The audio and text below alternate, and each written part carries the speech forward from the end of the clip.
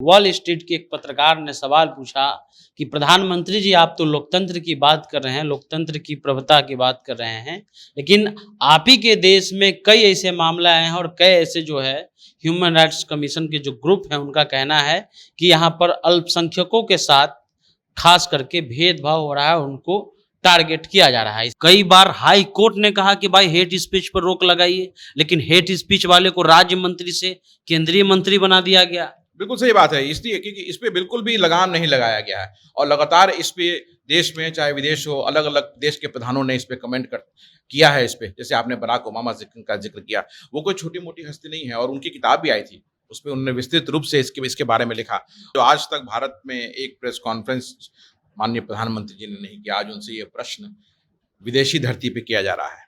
भगवान शिव की गंगा का पानी भी वही, आबे ज़मज़म का पानी भी वही, मुल्ला भी पानी पीता वही, पंडित भी अमृत मानता उसी को।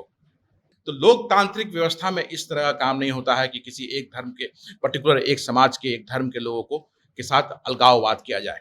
तो ये इसीलिए इसी कड़ी में जैसे कि अभी भारत की राजनीति चल रही है, हमने प्रण लिया है कि इस सरकार को हटाना है। और देश के प्रधानमंत्री अमेरिका के दौरे पर थे और उनसे जब वहां के वॉल स्ट्रीट के एक पत्रकार ने सवाल पूछा कि प्रधानमंत्री जी, आप तो लोकतंत्र की बात कर रहे हैं, लोकतंत्र की प्रभुता की बात कर रहे हैं, लेकिन आप ही के देश में कई ऐसे मामले आए हैं और कई ऐसे जो है ह्यूमन राइट्स कमीशन के जो ग्रुप है उनका कहना है कि यहाँ पर अल्पसंख्यकों के साथ खास करके भेदभाव हो रहा है, उनको टारगेट किया जा रहा है। इसकी सच्चाई ये है कि आप अनुराग ठाकुर का बयान सुन लीजिए, दिल्ली के जो सांसद हैं उनका बयान सुन लीजिए, गिरिराज सिंह का बयान सुन लीजिए, लेकिन उसके बाद देश के प्रधानमंत्री नरेंद्र मोदी ने कहा कि हमारे देश में ऐसा कुछ नहीं है, इस देश के डीएनए में ही लोकतंत्र है। हमारे साथ आदित्य पासवान जी हैं, कांग्रेस के बिहार कांग्रेस सेवा दल के यंग ब्रिगेड के अध्यक्ष हैं।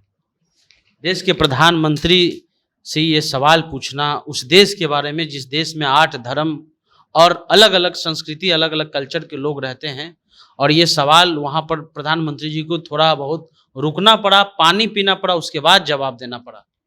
स्वाभाविक है ना, जहाँ सच जो पूछा जाएगा, जो आज तक भारत में एक प्रेस कॉन्फ्रेंस माननीय प्रधानमंत्री जी ने नहीं किया, आज उनसे ये प्रश्न विदेशी धरती पे किया जा रहा है।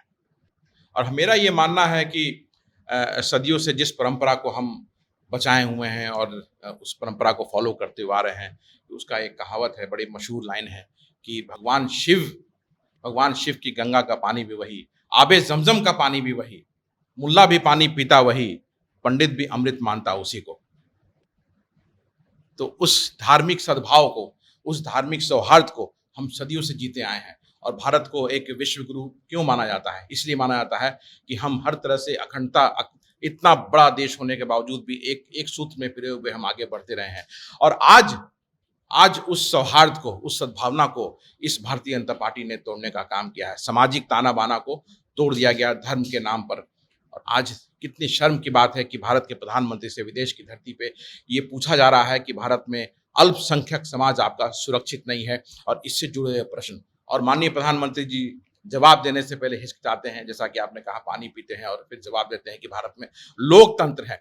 तो लोकतांत्रिक व्यवस्था में इस तरह का काम नहीं होता है कि किसी एक धर्म के पर्टिकुलर एक समाज के एक धर्म के लोगों को के साथ अलगाववाद किया जाए।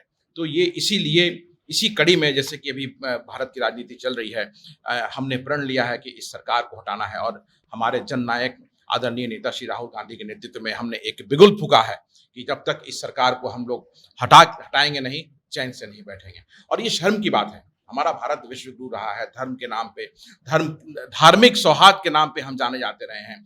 देश विदेश से आज भी लोग आते हैं भारत को समझने के लिए, भारत की संस्कृति को जानने के लिए, भारत की संस्कृति को देखने के लिए। और आज उस संस्कृति पे प्रश्न चिन्ह लग गया एक विदेशी धरती पर। तो ये शर्म की बात है हमारे लिए। और जो भी आपके माध्यम से मेरी बातों को सुन रहे हैं, उन्हें ये एक बार समझना चाहिए कि ये जो अंधभक्ति चल रही है देश में, इसे बंद होना चाहिए। लेकिन सवाल ये है कि कुछ दिन पहले बराक ओबामा जो पूर्व राष्ट्रपति हैं अमेरिका के, उन्होंने भी एक डर बताया कि अगर धार्मिक भेदभाव अगर वहाँ पर होगा तो आज या कल वहाँ पर भारत को बहुत नुकसान होने वाला है। तो क्या प्रधानमंत्री जी की ये अनुभूति नहीं है? क्या प्रधानमंत्री जी ये नहीं जानते हैं कि अगर ऐसा होगा? क्योंकि कई बार हाई कोर्ट ने कहा कि भाई हेट स्पीच पर रोक लगाइए, लेकिन हेट स्पीच वाले को राज्य मंत्री से केंद्रीय मंत्री बना दिया गया। बिल्कुल सही बात है। इसलिए क्योंकि इस पे बिल्कुल भी लगाम नहीं लगाया गया है और लगातार इस पे देश में चाहे विदेश हो, अलग अलग देश के प्रधानों ने इस पे कमेंट कर किया है इस पे। जैसे आपने बराक ओबामा का जिक्र किया, वो कोई छोटी मोटी हस्ती नहीं है और उनकी किताब भी आई थी, उसमें उन्होंने विस्तृत रूप से इसके बारे में लिखा। और माननीय प्रधानमंत्री जी हमेशा कहते हैं कि चाहे वो बराक ओबामा हो, ट्रंप हो, जिनपिंग हो, सब उनके मित्र हैं और विदेश की धरती पे जाके वो बड़ी बड़ी बातें करते हैं। लेकिन मुझे ये बताइए कि उनके विदेश जाने से क्या भारत को क्या लाभ हो पाया? अभी तो एक भी आर्टिकल ऐसा नहीं है जिससे फायदा बताया जा रहा है। हाँ, अमेरिका का फायदा बताने के लिए हम 3 दिन से आर्टिकल पढ़ रहे हैं। 2 दिन में दैनिक भास्कर का आया कि जी। क्या फायदा होगा अमेरिका हाँ, वो दूसरे देशों को फ़ायदा होगा, लेकिन भारत और भारत के लोगों को क्या क्या फ़ायदा होगा, ये हमें आज तक नहीं समझ में आया।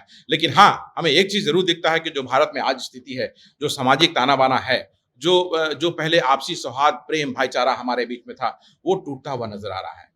वो टूटता हुआ नज़र आ रहा है और उसको फिर से एक बंधन में पिरोना है। इसीलिए यही कारण है कि हमारे आदरणीय नेता श्री राहुल गांधी मोहब्बत की दुकान को लेकर के लोगों के बीच में गए हैं और हमारा उससे आप खुद भी देख रहे हैं, पूरा देश देख रहा है कि किस तरह का अपार जन समर्थन और प्रेम हमें मिल रहा है और मुझे पूर्ण विश्वास है कि हम इसको तोड़ने में और भारत को फिर से जोड़ने में ज़रूर कामयाब होंगे। चलिए, तो देश की एकता और अखंडता रहनी चाहिए। चुनाव और राजनेता आते जाते रहेंगे, लेकिन ये देश में पहली बार ही हो रहा है कि सब्जी वाले से उसका आधार कार्ड मांगा जाता है, धर्म देख करके उससे सब्जी खरीदने की बात आती है। कई जगह ऐसे मामले आए हैं, ये देश में पहली बार हुआ।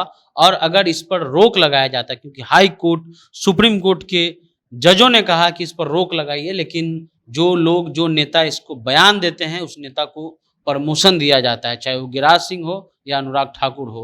फिलहाल आप जनता जंक्शन देख रहे थे।